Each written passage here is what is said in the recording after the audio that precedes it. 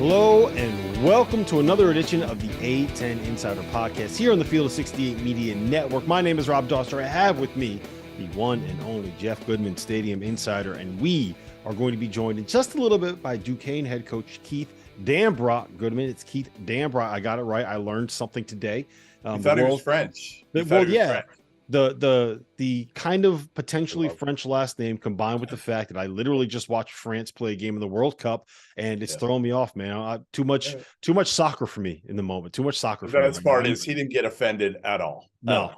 He told a funny story about how everybody thought his name was Danny Brot for a while because of the way that his last name is pronounced. So he's the best. I think you guys are really going to enjoy this interview. He opens up a lot on the impact of losing his father last season.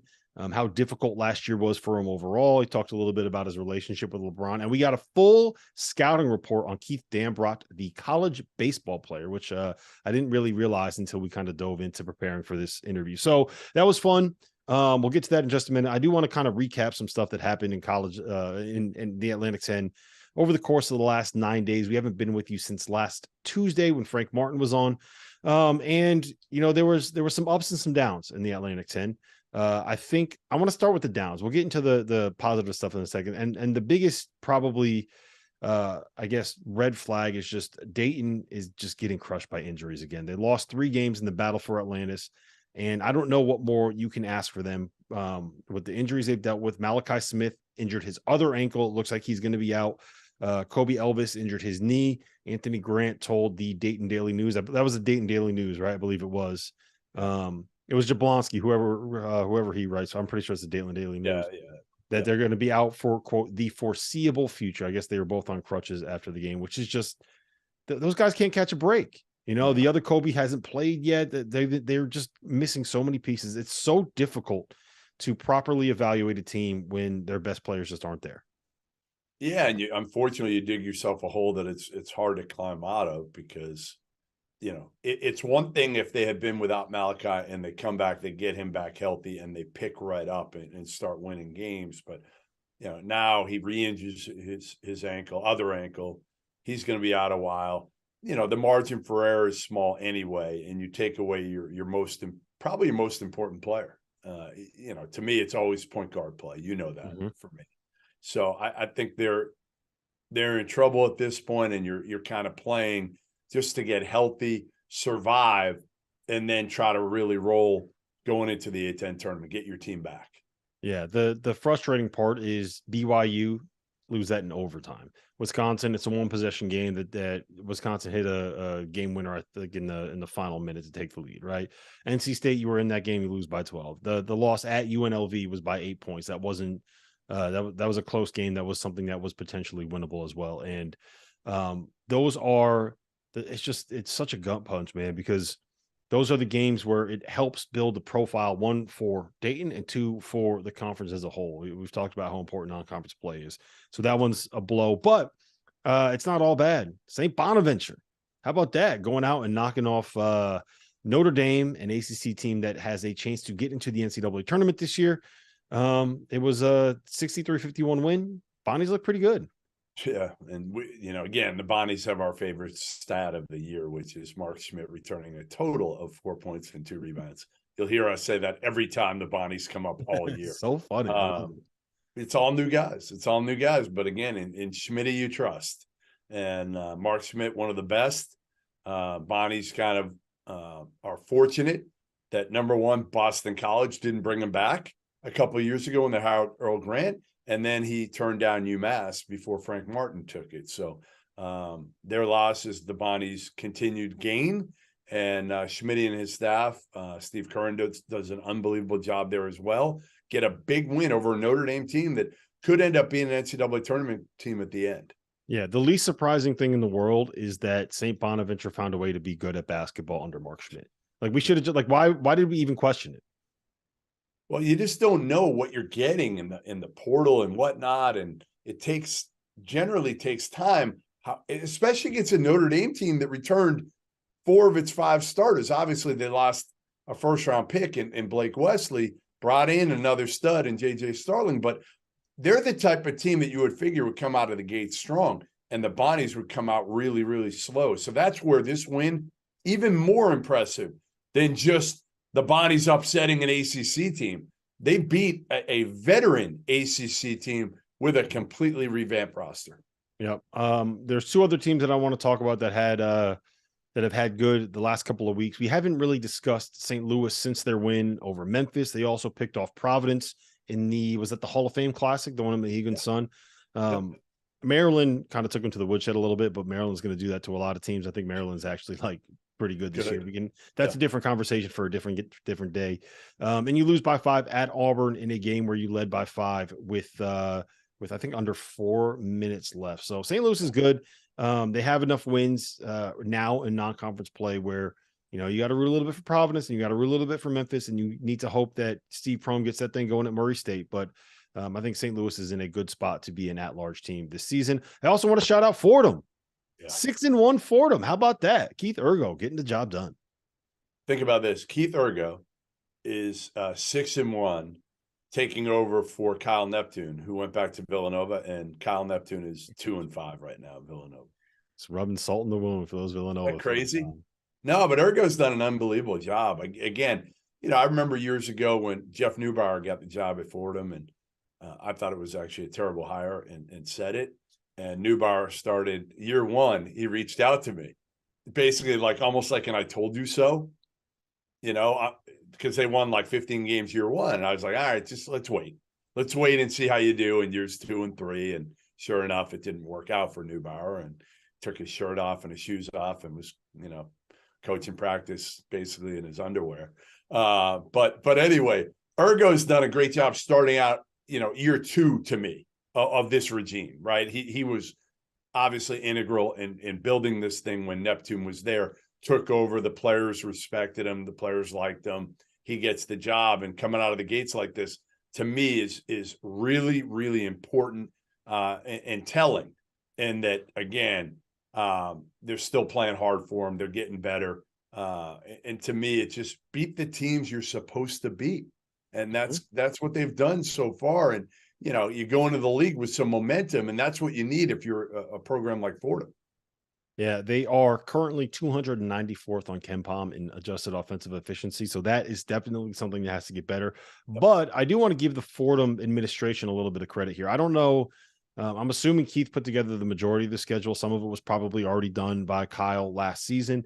But they scheduled 11 non-conference games at home against teams that are under sub 200 and sub 300 on KenPom, which on the one hand, probably not going to be great if you're trying to put together a resume that's good enough for an at-large bid for your program. You're not trying. But also, it's Fordham. You're not trying to make that happen. You're trying to get some wins. You're trying to get some momentum going in the right direction. You're trying to get some confidence. You're trying to figure out what you got and let your players figure out what they got in you as a head coach. You got worked over by Arkansas pretty good in Fayetteville. A lot of teams are going to get worked over by Arkansas and Fayetteville. The real test where we can kind of get a gauge on how good they're going to be is next Saturday. They're heading down to Tulane, heading down to New Orleans, which is one, a very enjoyable road trip to go on, and 2, going to be a good test. Tulane's not bad this year. They're probably an NIT. But to be honest, they don't even have to win that. If they beat, really, Wagner, Binghamton, Central Connecticut State, VMI, win all those non-conference games you should win for the most part. And again, you go in with a good non-conference record, and then can you go 500 in league play? And if you can go 500 in league play with that non-conference record, man, you got momentum. You got momentum, and people will start talking about you next year going into the season, which is kind of a bigger one, right? Year 3 and 4 will really determine how good this program can take a step forward and sustain it. Because, again, Neubauer took a step forward and then took a lot of steps back. Maybe next time on this podcast, we could talk about whether or not Villanova hired the wrong Fordham coach to take over their program. I kid. I want to talk. I still want to find out the reason why Neubauer coached without any clothes on. I do not want to find that out. But that was my little troll job for the St. Joe's fans that listen to this podcast. So shout out to you. Villanova stinks. I bet you guys are enjoying it. All right, Goodman, let's get into that interview with Keith Dambrot. It was a lot of fun. I enjoyed, you mentioned this at the start of the interview, but I really enjoyed talking with him. I really enjoyed getting to know him because he is there's not a lot of BS that's going to come from him. It's fun. It's fun to get to know him and to talk with him. So let's get into that interview with Keith Dambrot right now. And now let me welcome on to the A10 Insider Podcast, the head coach of the 6-1 Duquesne Dukes, Keith Dambrot. Keith, I'm sorry you got to deal with Jeff Goodman today, but I appreciate you being on the show with us. Well, thanks for having me. I appreciate it also. Hey, the best thing, Keith, is I raved about you going into A10 Media Day, and neither Rob or I think who else is there? Fana? Who is there? Yeah, it was Fana. Have met you, and they came away legitimately, I'm not lying, being like, he is our favorite coach in America after, because you were entertaining, you were real, which is what you are. You don't really know anything else. You and I have known each other a long time, and they were blown away by your, I guess, your candor, and also you're far more entertaining than maybe people think you are. Well, I think, look, you guys have a tough job, especially if coaches coach speak all the time, right? Like, yes. So I understand that better than most, and I guess I'm old enough that I can kind of say what I want anyway. So I try to always be as honest as I can be, and also realize that the other person has a job to do, and they don't really want to hear, the same old stuff. Same cliches. You're right. Well, part of it is because Fanta's from Ohio. So if you're from Ohio, Fanta immediately loves you. So that you had that going in your favor. Well, I like Ohio. There's no question about that. And, it's been good to me. And it's nice to be in Pittsburgh, which is almost in Ohio.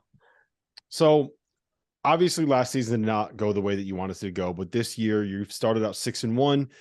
You got guys averaging 20 points a game. I think you are going 7 or 8 deep with players playing double-figure minutes. It feels like you've got a group that you enjoy coaching this year. And when you have a group that you enjoy coaching, you kind of see the results in the win-loss column. What has happened this season that has allowed you to get off this hot start? Well, I mean, it hasn't been easy. We've had injuries, we've had sickness, but what we did is we tried to fix all our problems in the offseason, which, as you know, is difficult. You have to be right more often than not. But we had 3 things we tried to fix. The first thing we tried to fix was we tried to get experienced in the backcourt. We brought in Trey Clark, Day Grant, and Tevin Brewer. So we became much more experienced back there. We tried to improve our passing and shooting, which obviously our passing was abysmal last year. We only averaged 10 assists a game. And we haven't really shot the ball great since I've been here. And then we tried to get some depth in the front court, which had been a huge issue last year for us, especially with the 2 injuries that we had. And we've had 2 or 3 injuries this year already, and we've still been able to withstand it. So we feel like we fixed a lot of those problems. Day Grant has come in, transferred from Miami, Ohio. He's averaging 20 points a game for you. Were you expecting this kind of impact? It's not always easy to move up a level. It's not always easy to transfer and immediately find footing in a new program, in a new league. So is this, because I'm a little bit surprised that he's come in and had this level of success right away. Well, I mean, you never know. We've had good success with good MAC players. Obviously, we've had Michael Hughes, Tavian Dunn-Martin, and Marcus Weathers, who were all good players in the Atlantic 10 for us. And 2 of them really good players. One was 6th man of the year. The other guy was one of the best power forwards in the league, and the center's a pro as well. So has he surprised me? I mean, his level of consistency shooting the ball he might be the best shooter I've been around in a long time. And that's quite a statement. We've had guys like Carl Thomas, who was on our staff, who played in the NBA and made it as a shooter. So I've been around a lot of good shooters, but he's been unbelievably consistent shooting the ball. And most importantly, he's been an unbelievable person and, just a good guy to be around, wants to get better in all areas besides that. So to say that I'm surprised, yes, to some extent, because he's been so consistent. Mm-hmm. Keith, a lot of what we do on this pod is kind of non-basketball, right? And talking to Archie Miller about being away from his family this year and how hard that is. Last year, you had a really, really difficult year on and off the court. You won 6 games, as you mentioned. It was probably the most difficult year you had on the court. But off the court, you lost your dad, Sid, right before the season started in October, same day as your birthday, I believe. He played at Duquesne in the 50s, was a part of some of those really, really good Dukes teams. And then you go through the year you do on the court. And a lot of people are wondering whether or not you're going to be the coach even this year. Take me through kind of last year and how difficult it was for you mentally. Well, I mean, it was a tough year. I mean, I've never had it really easy.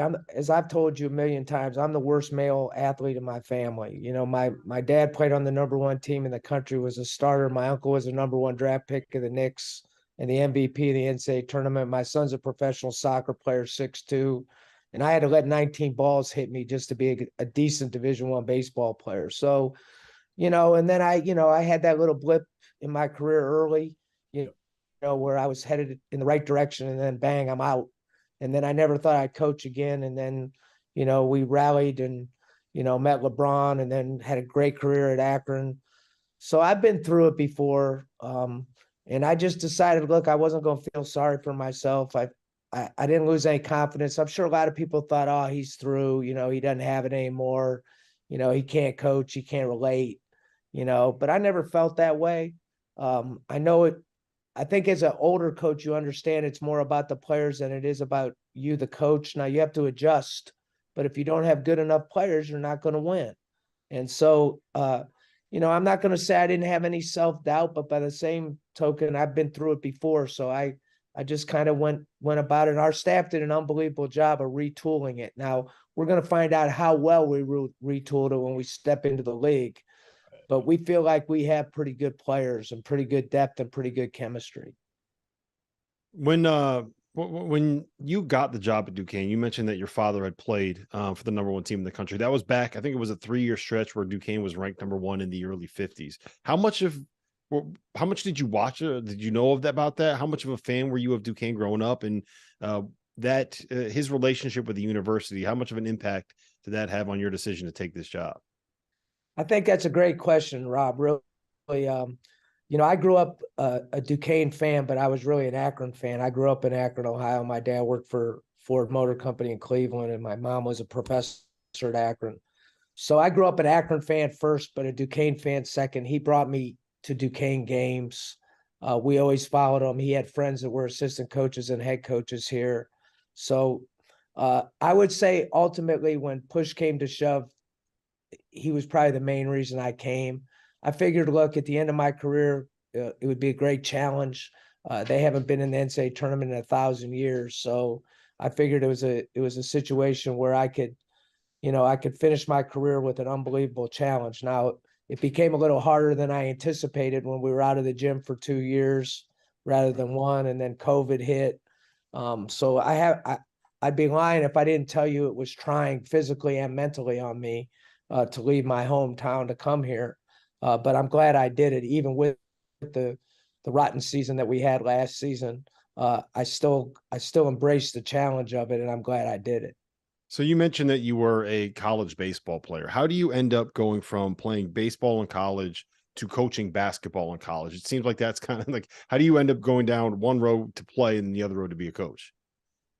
Well, I really always liked basketball better than baseball. I don't blame just you. was better at baseball than basketball. So I took the routes that were available to me, which, was to be a baseball player. But then my high school basketball coach became the head coach at Akron, and they needed a grad assistant. And I was going to grad school anyway. So that's kind of how it all happened. And then at 25, I got the head coaching job at Tiffin because I could teach business classes because I had my MBA. Not because I was a good basketball coach, probably, or they didn't know it, but I could do a lot of things that that little small school needed at that time. Hey, do you get tired of people asking you about LeBron or no? Oh, how could you? I mean, this guy's my idol. So no, I never get tired of it. Yeah, I was wondering because, I mean, again, that's ultimately, no matter what you do at Akron or Duquesne, like I feel like, on your tombstone someday, it's going to be like, well, Coach LeBron in high school. Yeah, I mean, how many people can say that? And I was fortunate. I met little Drew, who's now on my coaching staff, and he brought LeBron over to those clinics, and and then little Drew decided that he was going to come to St. V, and then LeBron came with him. So, for every bad thing that happens to you, something good happens to you. And I was just one of those guys that, the LeBron James Midas touch. Everything he touches, turns out pretty good. And I was fortunate to have met him. And I wouldn't be sitting here if it wasn't for those guys. So I'm just appreciative of the opportunity that he gave me. And, his commitment and loyalty to me has been unbelievable, which, tells you a lot about him as a person. Did you know immediately just how good he could be? Right when he was, what was he, 14 when you first saw him? Did you look at him and say, "Oh yeah, that could be an all-time great NBA player"? Like, what was your initial reactions there? So I met him when he was 13. And again, like I wasn't really coaching him. I just worked him out, and there were a lot of kids there. But when I got him in high school, when he was 14, I knew he was really good. And then I about midway through his freshman year, I knew he was a pro. And then probably right before his sophomore season, I knew he would never go to college. So it was pretty obvious at that point. And that was before he was really big and strong. He's just a freak mentally to go along with, great physical ability as well. Yeah, that's the thing people don't realize about him is he understands the game at a level that not a lot of people do. No, I mean, at some point it probably hurts him a little bit because his patience level isn't great for people that don't understand the game like he does. But that's what makes him. The thing I'm most proud of is what he is off the court. On the court, he's, obviously he has that ability to make other players better, and what he's doing even at this age is really kind of crazy when you think about it. Mm-hmm. What's your relationship with him now? Like, does you call him ever for help with anything that you're doing? I know you're not supposed to call him to help recruiting, but all these coaches call their former players and put in a call. Obviously, Drew's one of his best friends of all time, and then Brandon Weems, who's assistant general manager of the Cavaliers, is one of his best friends who also played for me. But I only call him really when he struggles. I know that sounds kind of weird, but that's kind of what friends do. I try not to ask for much. He already gave me my opportunity. All I needed was the opportunity, and then the attachment to him and the shoe deal that we have obviously attaches us with him. So everybody knows I coached him, and we have enough video and tweets and things like that about things that he said about me that just that alone can help us recruit players. We need the video of a young Keith Dambrot coaching LeBron, less gray hair, right? I coached him pretty hard. I mean, because I knew he had it. I didn't want him to flush it down the toilet. And, I didn't have I to worry about that. I probably coached him as hard as most people have, maybe more so than most. But I guess I had him when he was young too, so it was probably a little bit easier. Right, you weren't scared, right? You weren't scared to coach him. And I'm still not scared to, he tells me what's on his mind and I tell him what's on my mind. And I think that's what friends do. If you really care about people, you tell them, hey, you're not perfect. Your breath stinks sometimes. And I'm going to tell you, your breath stinks. And he's good about that with me too. I think that's what a good relationship's about, really. All right, Keith, I want to go back to your time as a baseball player, because Goodman, I don't know if you know this, but he had the career record for the most times getting hit by a pitch in Akron. But I don't know if that record has been broken since, but when you left school, that you had the record according to you. What did you do? Just lean over the plate, Keith? What were you doing? I was going to say, is that just because people that were you the guy that was kicking dirt at pitchers? Were you the guy that was stealing signs? Like, how did you end up setting a record for hit by pitch? I told you I was a bad athlete, right? So I had a couple redeeming qualities that made me a pretty good baseball player. One, I could always put the ball in play. So a lot of times I wouldn't swing unless I had 2 strikes. I think I'm still 5th all time on on-base percentage at Akron. That record, by the way, some dummy was dumb enough to break my record. So that tells you where that guy was too. But I let balls hit me. I didn't swing until I had 2 strikes a lot of times, and I became valuable because I could get on base. Again, that tells you how bad an athlete I really am. Those are the type of things that were necessary for me to play, and I did what I had to play. So if the ball was a little bit inside, Keith, if it was a little inside, would you be leaning into it and taking that base? Well, I'll tell you this, any fastball that came inside or any curveball that came inside, it hit me. And I even had 3 times where they didn't give me the base because they said I didn't try to get out of the way of it. Now, the 2 that hit me in the head probably are the reason I'm in coaching right now. My mother always said, I don't know what basketball did for either one of you guys, but for some reason you guys got attracted to it. But she said, I don't know how an educated person could do what you do, really. So Goodman, Hey, why don't you break down after your last softball year, game for him? Why don't you break down your softball game? Because listen, I can the hit. only thing I hear about with this guy when it's comes to Yeah. softball is he always ends up with some knee injury. He's got a That's true. brace on when we have to go to Peach Jam. He's walking around in crutches with a torn meniscus. What do you I'm still playing do? with 25-year-olds now, Keith. I had to move from third to first, and these 25-year-olds are playing short and third, and they're throwing BBs at me. I'm scared for my life when the lights are on, but I can you still hit. still love it, right? Love it, and I vowed to my wife that I wouldn't dive during the season, but playoff time came around, and I started, laying out a little too much at first base. I couldn't even imagine sliding. You probably do that too, right? I did that, and that's what screwed up my knee this past year. I slid into third, and I was in trouble. Played through it though. Played through it anyway. All right, so you were picked 15th in the preseason poll this year. 15th. You weren't good last year, and then you lost a bunch of guys to the portal, right? That left. I don't know if you ran a few out or whatnot, but when you win 6 games and you lose a bunch of guys to the portal, are you almost like, hey, it doesn't really matter? I'm not crying about this because they only helped me win 6 games anyway. I'll get some other new guys through the portal. Jeff, look, so maybe I'm a little different than most people. I'm 64 years old. I think I'm in pretty good financial health. I never made a lot of money before, but I always save money. Like, I wouldn't have come back if I didn't think we could win. Like, why would you put yourself through that misery? I'm not doing that just for money. Right. I mean, maybe other people would, but I'm not. Like, I have too much pride for that. So I felt like we could win. So I came back, and I understand why people picked us 15th. I don't have to agree with them. And I didn't know how it was all going to pan out. Like, I think a lot of it now is you have to have good talent, but you have to have good group dynamics. And we have a little freshman that, he's our backup point guard, Kareem Rozier, that he's had 17 assists and 1 turnover on the season. I'm not saying he's a great player yet. I think he's going to be really good. But the one thing he is he's an unbelievable leader, and he's an unbelievable of getting people to do the things together. And I think besides having better talent, we have an unbelievable leader that has kind of resonated throughout our whole team. And he's the youngest guy on our team. He just turned 18. So, a lot of coaches will tell you that you have to have great ability, which you do, but you also better have pretty good group dynamics, especially in the age that we live in today. And I think that guy's had as big an influence on us as any other guy in our program, as crazy as that sounds. That's awesome. And that's why we recruited him. We saw it.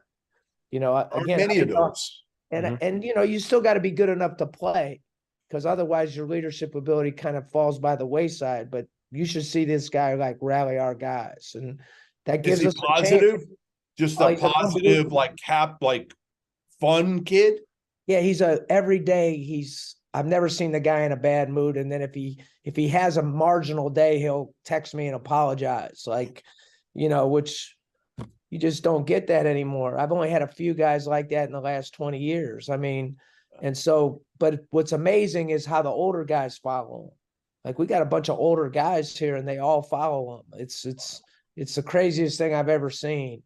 But if we turn this thing completely around, it's going to be because we have good players, but it's also going to be because this guy has led these guys into believing they can win.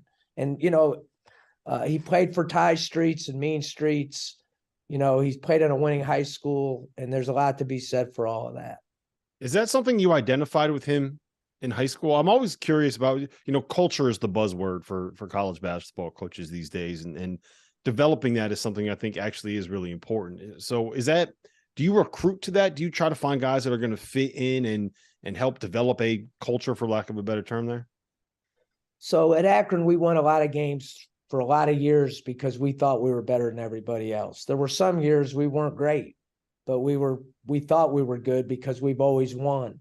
And so you have to recruit that. I don't know if you can really take a guy and make him a great leader. I think you can improve his leadership ability, but you're not going to make a non-leader a leader. I just don't see that. I think you can teach guys, how to be better, but I don't think you can make them great. This guy has done it his whole life, and he's a little guy. So he has, it's kind of similar to me getting hit by pitches. He has to do that to step out on the floor. For him to be successful, he has to do it. And he's smart enough to understand that. Right, my last question for you. Hold on, before you mentioned something interesting there about Akron, about how you're always believing that you're better, right? I think it's fair to say Akron's one of the better basketball programs in the MAC. Duquesne historically is not, I don't think, one of the best basketball programs in the A10. How do you get your group to kind of go into that, having that confidence, like, okay, we're winning this game, as opposed to, man, I really hope we get this one done? I think there's it's kind of small, but it's a very important difference when you have that level of confidence. Well, it's more than small. I mean, like if you don't believe that, you're not going to win. I thought we were very close the one year when we were 11-7 in the league, but we still didn't quite have it, where we could win every single game that we're supposed to win and then split the ones that were, that are marginal games. So, we were very close, but we weren't quite where we needed to be. And so now it's going to come down to, hey, do we have enough? Do we have enough impact players? Do we have enough camaraderie? Can we improve defensively? I think that's probably our biggest weakness right now, is we're not as good defensively as we need to be. Now, part of it might be the injuries. We've taken some hits where we can't play as fast as we really want to play yet. We can't stay as fresh as we really want to stay as we were at the beginning of the year. So, but what you said is true. Like, it's going to come down. There's going to be, in 18 A10 games, I'm guessing that 14 or 15 are going to come down to the last 3 or 4 minutes of the game. And, whoever believes they're going to win wins. Like the other night, VCU won, right? They were down and out against, I can't remember now, but they could have lost the game, and they won because they've won a lot of games in the past. Keith, like you said, you're 64. I don't know how many years you got left doing this, but probably as many as you feel like you have a chance to win. After you're done, what does Keith Dambrot do? Where do you go? You're not going to retire in Ohio, are you? Aren't you going to find a good place on the beach? Well, I have a good place in Ohio for the summertime because it's on the lake. So I'm going to definitely be there in the summer. And then in the winter, I'm going to go somewhere warm because I can't stand this cold weather. But really, Jeff, I've been a small college coach most of my career. When I was at Tiffin, I drove the man to the games, taped the ankles, did the wash, taught the classes. So I've gone hard at this for a long time. So people say, well, you don't really have any hobbies. I'm really not. I'm going to do nothing. I'm going to hopefully have some grandkids someday and watch them play, and continue to watch my son play. So he needs to play a few more years. And then hopefully I'll have grandkids by then and watch them play, but I'm going to do very little. I'll tell you that right now. Are you going to just sit at the lake and fish? I'm not going to fish. I might fish a little bit, but I'm going to sit on the boat and I'm going to enjoy the lake. He's going to do that. He's going to drink. Couple cold beverages. Exactly. Try to stay in good shape and, enjoy my retirement, Don't gain 25 like Doster does every offseason. Oh man, come on. I lose weight. I put on weight during the season, Goodman. That's what I do. You guys are both looking pretty good. I wouldn't worry about you two guys. Well, don't compare me to him, please. Oh man. I love the relationship. We really appreciate you doing this, especially that now we taught Doster how to say your last name. So that was good. That was good. Big day. I'm the only guy that won 6 games last year that get to come on a podcast. This is big, right? You got to keep it going. At this point, you got to keep it going. Story, Jeffy, wouldn't it? It'd be a good story. Oh, it'd be a hell of a story. You could score points, so you're watchable now, right? At least we're watchable. I think we're gonna have a good year, though. I'd be disappointed if we didn't. So, take care, guys. Appreciate you coming on, Keith. Thanks a lot. Thanks, See you guys. We'll talk soon. Good luck. Bye-bye.